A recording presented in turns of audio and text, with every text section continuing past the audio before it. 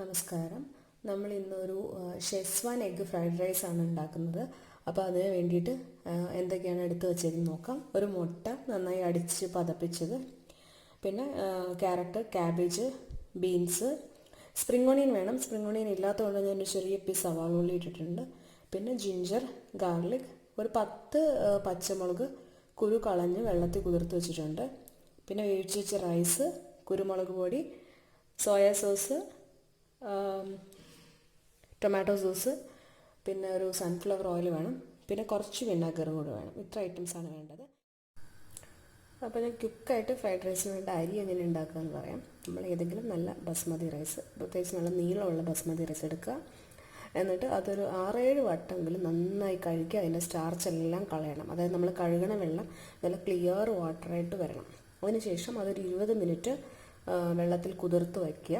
കുതിർത്ത ശേഷം നമ്മളൊരു അരിപ്പ് വെച്ച് ഊറ്റി എടുക്കുക. ആ സമയം കൊണ്ട് തന്നെ നമുക്ക് എന്ത് പാത്രത്തിലാണോ വേവിക്കുന്നത് അതിൻ്റെ അകത്ത് വെള്ളം തിളയ്ക്കാൻ വയ്ക്കാം.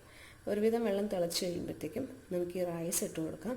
അതിൻ്റെ കൂട്ടത്തിൽ ആവശ്യത്തിന് ഉപ്പെന്ന് പറയുമ്പോൾ നമ്മൾ ടേസ്റ്റ് നോക്കുമ്പോൾ വെള്ളത്തിന് ഉപ്പിൻ്റെ ടേസ്റ്റ് ഉണ്ടാവണം. ഒരു ശകലം മേലെ നിൽക്കണം ഉപ്പിൻ്റെ ടേസ്റ്റ്, എന്നാലാണ് ചോറിൽ കറക്റ്റായിട്ട് ഉപ്പ് പിടിക്കുകയുള്ളൂ. പിന്നെ 1 ടീസ്പൂൺ ഓയിലും കൂടെ ഇടുക. എന്നിട്ട് നമുക്ക് റൈസ് ഒന്ന് വേവിച്ചെടുക്കാം. അരി നല്ല തിളച്ച് 3/4 ഭാഗം വേവായി വന്നിട്ടുണ്ട്.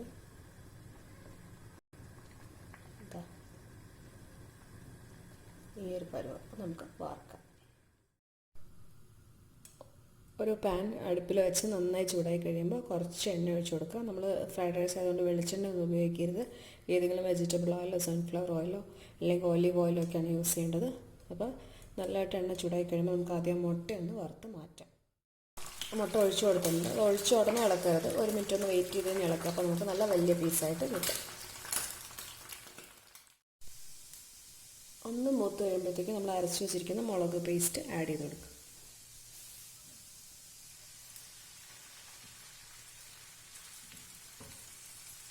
ഇത് നല്ലപോലെ വറ്റി എണ്ണ തെളിഞ്ഞ് വരുന്ന വരെ വഴറ്റി കൊടുക്കണം.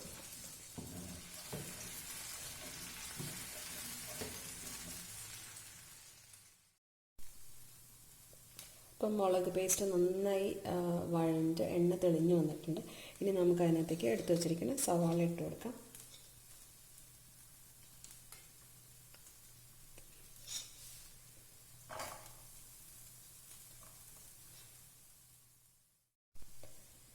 ഇപ്പോൾ സവാള ഒന്ന് പച്ചക്കുത്ത് മാറിയിട്ടുണ്ട്. നമുക്ക് അതിലേക്ക് ഒരു സ്പൂൺ ടൊമാറ്റോ സോസ് ആഡ് ചെയ്തെടുക്കാം.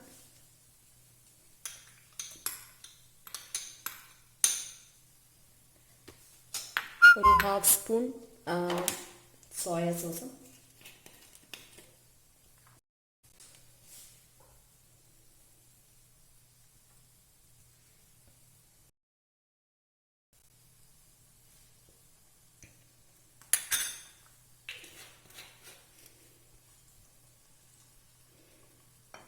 ഒന്ന് മിക്സ് ചെയ്തിട്ട് ബാക്കിയുള്ള വെജിറ്റബിൾസ് ആഡ് ചെയ്ത് കൊടുക്കാം.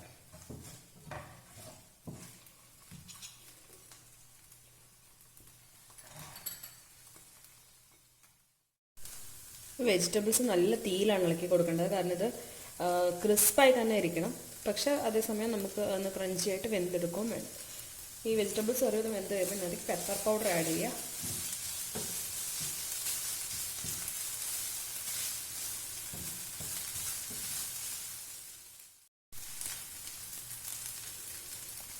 നമ്മൾ പെപ്പർ പൗഡർ ആഡ് ചെയ്ത് കൊടുത്തു.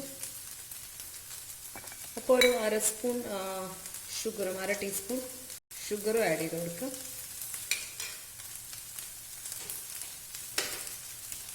ഒരു 1/2 സ്പൂൺ വിനെഗറും കൂടെ ആഡ് ചെയ്ത് കൊടുക്കുക.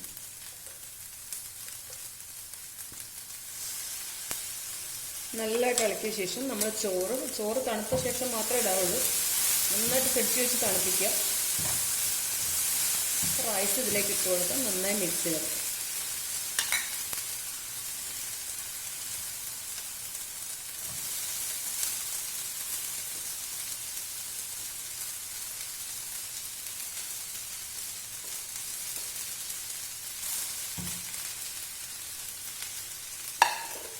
എടുത്ത് വെച്ചിരിക്കുന്ന എഗ്ഗും കൂടെ ആഡ് ചെയ്തു. നന്നായി ഇളക്കിയെടുക്കുക. ചോറ് കുഴഞ്ഞു പോകാത്ത രീതിയിൽ വേണം ഇളക്കിയെടുക്കാൻ. നമ്മുടെ ഷെസ്വാൻ എഗ് ഫ്രൈഡ് റൈസ് ഇവിടെ റെഡി ആയി കഴിഞ്ഞു. ഇനി നമുക്ക് തീ ഓഫ് ചെയ്യാം. എന്നിട്ട് ലേശം നല്ലെണ്ണ ഒന്ന് ഒഴിച്ചു കൊടുക്കണം.